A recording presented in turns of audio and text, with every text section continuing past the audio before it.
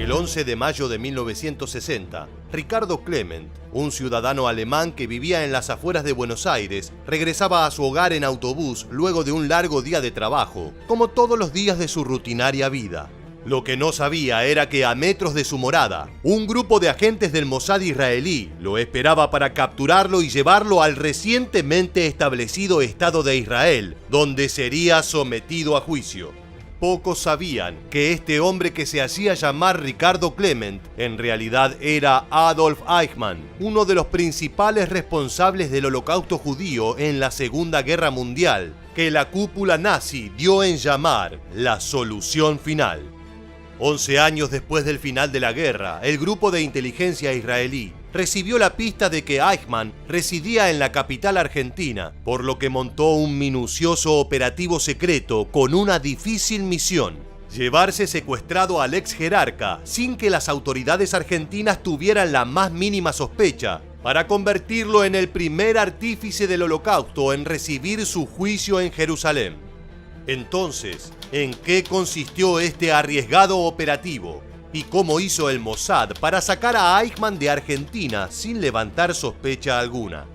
No te muevas de tu pantalla, porque en los próximos minutos te contaremos todo acerca de la operación final, la misión israelí para encontrar con vida a uno de los máximos responsables de la muerte de 6 millones de judíos en la Segunda Guerra Mundial.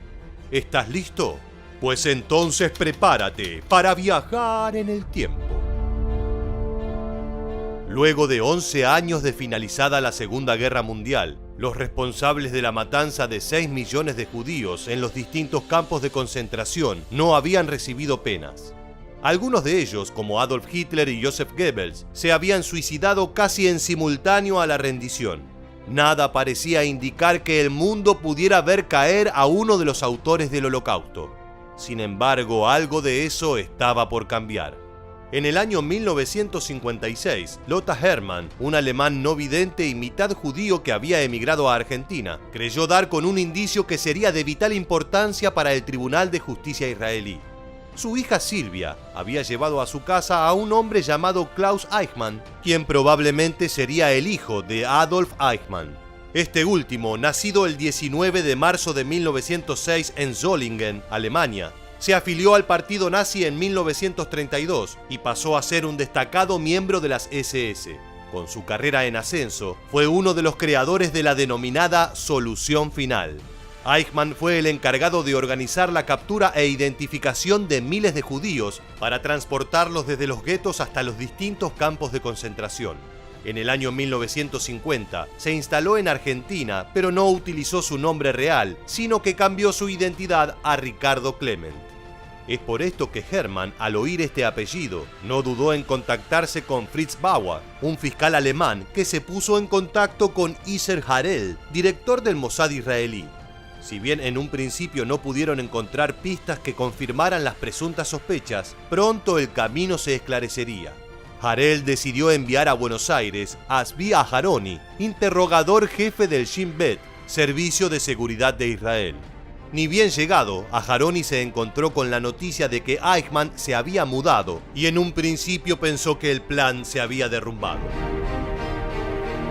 El interrogador no lograba dar con Eichmann hasta que un día logró conversar con él en la puerta de su casa, ubicada en la calle Garibaldi, en la localidad de San Fernando, provincia de Buenos Aires, y consiguió tomarle algunas fotografías para verificar su identidad. Fue en ese momento que el Mossad comenzó a planear su captura. El objetivo era llevarlo con vida a Israel, donde sería juzgado por el tribunal local.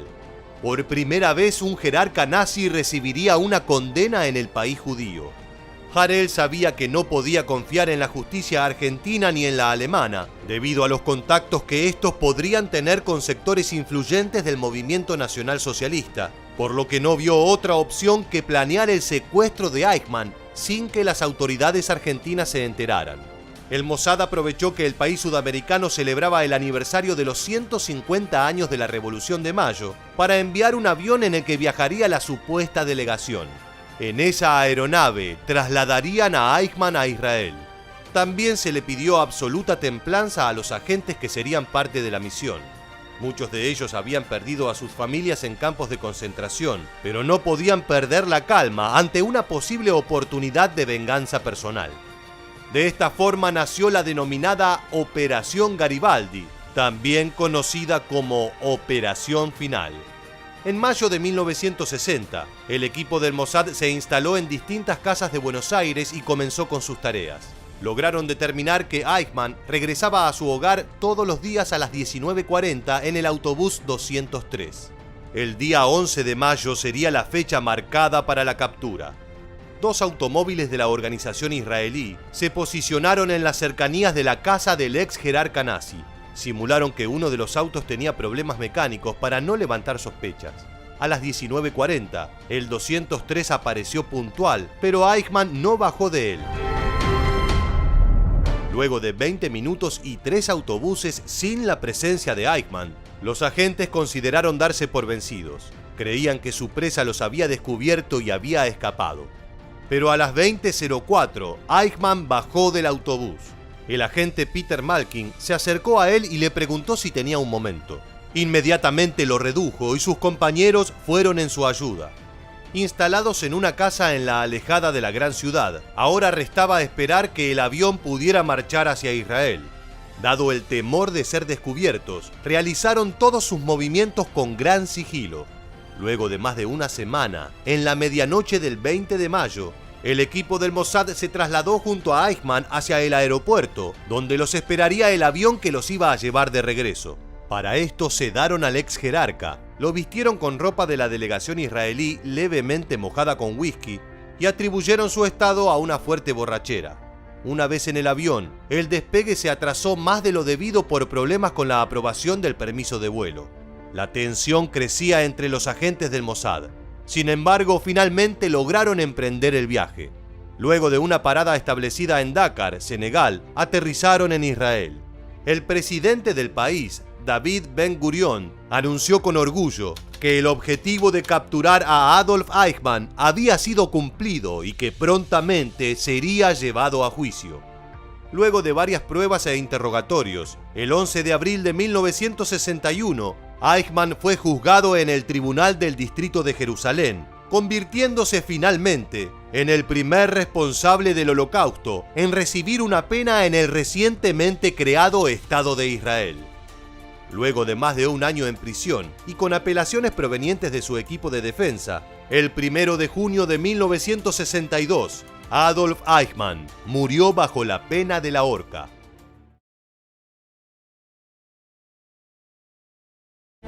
En el año 1945, la Segunda Guerra Mundial llegaba a su fin, pero para algunos era el comienzo de un nuevo capítulo en sus vidas. Mientras que los prisioneros recuperaban su libertad esperanzados con encontrar con vida a miembros de su familia, los alemanes nazis buscaban imperiosamente distintas maneras de escapar para no recibir condenas por las atrocidades cometidas. En base a sus paraderos y sus formas de escape, se tejieron una infinidad de teorías, líneas de ratas, viajes a Sudamérica y cambios de identidad, entre tantas otras.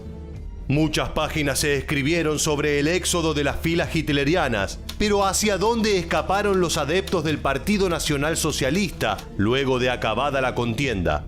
¿Cómo lograron rehacer su vida procurando evadir los fallos de la justicia?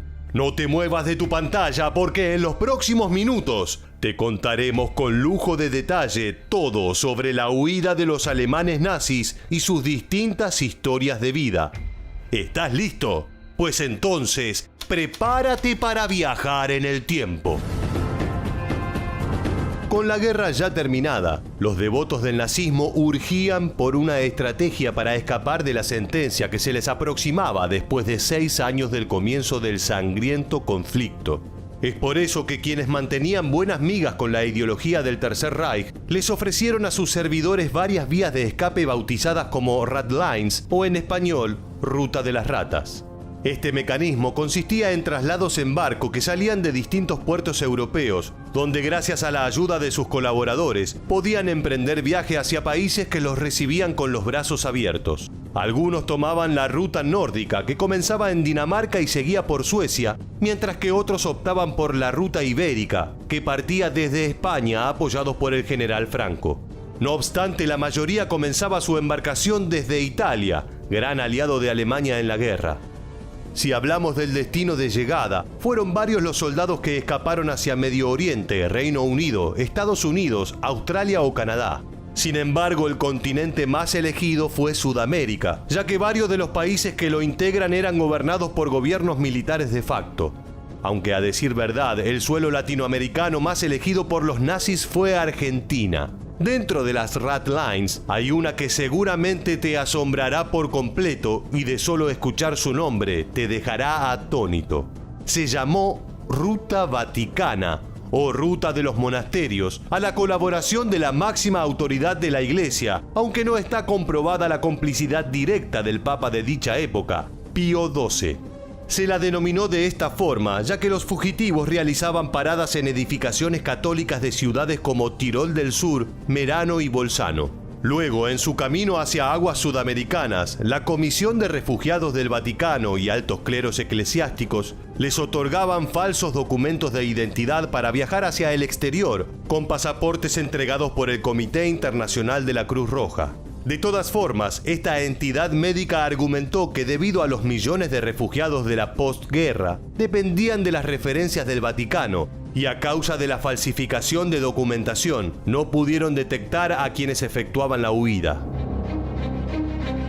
Dicho todo esto, ¿quieres saber cuáles fueron algunos de los jerarcas nazis más relevantes que aprovecharon el mecanismo de las rutas de las ratas? Si bien fueron muchos los efectivos y miembros del ejército alemán que lograron saltear la justicia, y algunos aún no han sido hallados, ha habido algunos casos que han sido noticia en las últimas décadas. Comenzaremos con una mítica y emblemática teoría. Son incontables las versiones que rodean la muerte de Adolf Hitler. Dentro de las numerosas leyendas sobre su deceso, hay quienes dicen que es falsa la hipótesis de que su muerte fue a causa de un suicidio en el búnker de Berlín y afirman que huyó a Barcelona para posteriormente emprender viaje hacia Argentina, donde murió.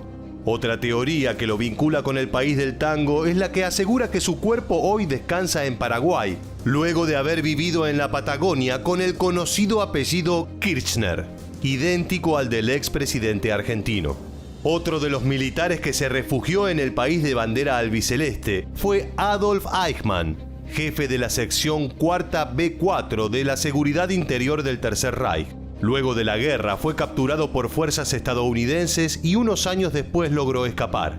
Falsificando su nombre, pudo esconderse en un pequeño pueblo alemán y en 1950 viajar de incógnito hacia Buenos Aires bajo el nombre de Ricardo Clement, ayudado por la Ruta Vaticana. Luego de unos años, consiguió trabajo en una empresa alemana radicada en la provincia de Tucumán, a la que se mudó con su recién llegada familia. Pero algo salió mal y su secreto cayó.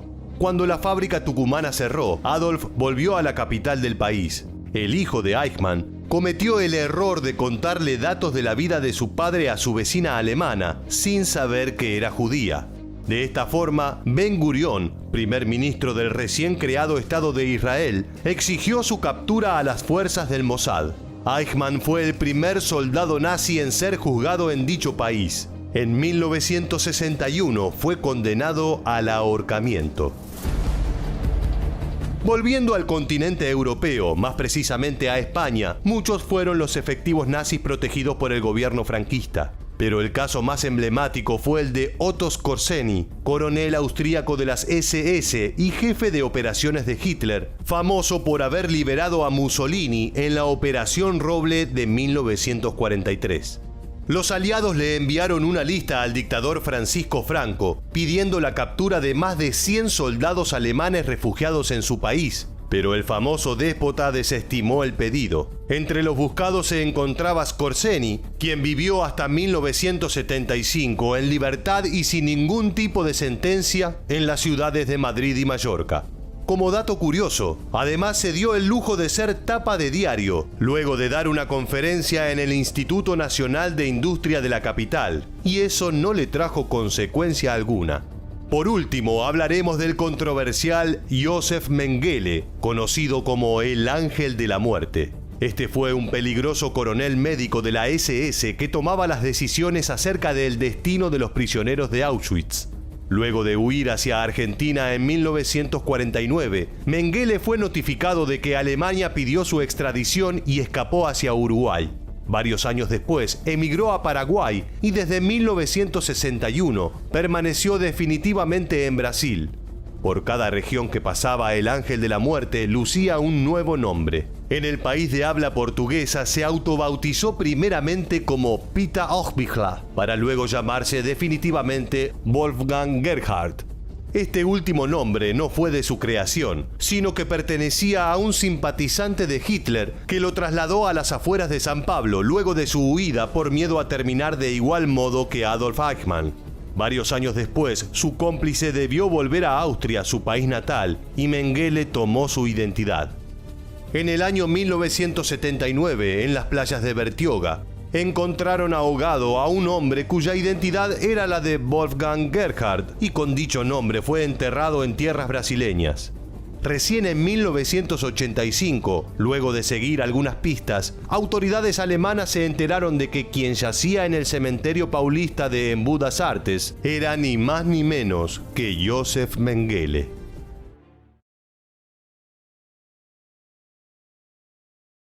Francisco Fritz Fischer, Peter Hochbichler o Wolfgang Gerhard.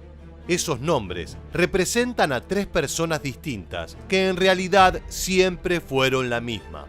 De hecho, otros seudónimos como Fritz Hollmann o Helmut Gregor se suman al listado. ¿Cuántas identidades puede tener una persona? La respuesta la tiene sin dudas Josef Mengele, el conocido Ángel de la Muerte de Auschwitz, responsable de los más aberrantes crímenes hechos en pos del supuesto avance de la medicina. Finalizada la Segunda Guerra Mundial, el miembro del cuerpo nazi se radicó en Argentina durante varios años. También pasó sus días en Paraguay y Brasil, e incluso tuvo la posibilidad de hacer un viaje a Alemania para visitar a su hijo. Mientras tanto, el Mossad realizaba operativos de búsqueda dentro de gran parte de Sudamérica. Si bien en algunos momentos la organización estuvo cerca de dar con su captura, eso nunca sucedió y se transformó en una de las mayores misiones fallidas del prestigioso organismo de inteligencia. Finalmente, Mengele fue hallado en la década del 80, pero no de la forma en que quienes lo buscaban hubieran deseado. Entonces, ¿cómo fue la vida de Mengele como fugitivo en Sudamérica y cómo fueron sus intentos de captura fallidos? No te muevas de tu pantalla, porque en los próximos minutos te contaremos todo acerca del derrotero de Josef Mengele en la posguerra y las veces que pudo ser capturado, pero le escapó a la justicia. ¿Estás listo? Pues entonces prepárate para viajar en el tiempo. En los ecos de la Segunda Guerra Mundial, todavía se escuchan las voces que narran las historias de algunos miembros del partido nazi que se destacaron por sus atrocidades sin límites. Dentro de ese macabro grupo se encuentra Josef Mengele. Nacido el 16 de marzo de 1911 en Günzburgo, dentro del Reino de Baviera, parte del Imperio Alemán, fue conocido por ser un estudioso de la genética humana y la eugenesia. Sin dudas, uno de los momentos más infames de su trayectoria tuvo lugar a partir de 1943, cuando ingresó al campo de concentración de Auschwitz, donde realizó terribles experimentos sobre los prisioneros. Entre algunas de sus brutales pruebas se encontraban las amputaciones de extremidades, transfusiones de sangre entre gemelos y la aplicación de rayos X. También cosió las espaldas de dos gemelos para convertirlos en siameses, y hasta experimentó con mujeres embarazadas a las que luego envió a la cámara de gas. Por todo esto, Mengele fue uno de los primeros miembros del nazismo en ser buscado por la justicia en la posguerra. Sin embargo, el Ángel de la Muerte supo cómo escaparle más de una vez a quienes querían capturarlo. Luego de algunos intentos de escape, en junio de 1945, Mengele cayó en manos del ejército de Estados Unidos.